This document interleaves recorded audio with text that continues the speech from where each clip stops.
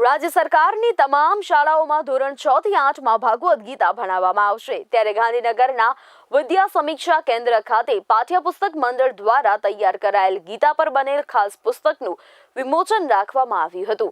આ પુસ્તક હવેથી ધોરણ 6 થી 8 માં અભ્યાસ કરતા બાળકોને પૂરક અભ્યાસક્રમ તરીકે ભણાવવામાં આવશે। ધોરણ 6 થી 8 માં પ્રથમ ભાગ તો ધોરણ 8 થી 10 માં બીજો ભાગ અને ધોરણ 11 થી 12 માં ત્રીજો ભાગ આ પુસ્તકનો ભણાવવામાં આવશે।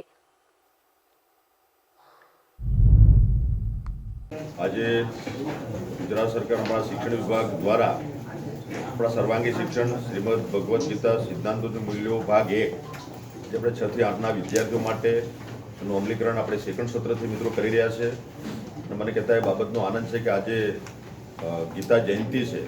ગીતા જયંતિના દિવસ પૂરા વિશ્વમાં ગીતા જયંતિની ઉજવણી મિત્રો થઈ રહી છે। એ જ દિવસે આપણે આજે ગીતાના સિદ્ધાંતોનું મૂલ્યો આપણા વિદ્યાર્થીઓ આપણા યુવાનો એ જાણે અને એ પ્રમાણેનું જીવન વ્યતીત કરે એના માટેનો આ એક દ્વિતીય પ્રયાસ છે।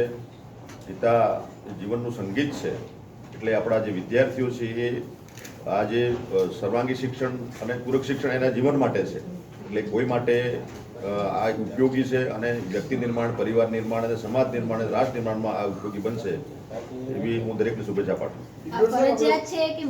આવનારા સમયમાં તબક્કાવાર આ ગીતા એ સર્વગ્રાહી બધા જ મિત્રો બધા જ વિદ્યાર્થીઓ મેળવે એવી મારી અપેક્ષા છે અને અમારા સરકારી સ્કૂલોમાં અમે ચાલુ સત્રથી એનું અમલીકરણ કરવા જઈ રહ્યા છીએ। જ્ઞાન કે ગ્રંથ નથી, ગીતા સર્વધર્મનો સાર છે એટલે તમામે તમામ મિત્રો આ પોતાના જીવન જીવવા માટે જીવન પદ્ધતિ સિદ્ધાંતો અને મૂલ્યોને પોતાના જીવનમાં અપનાવવા માટે આ જરૂરી છે।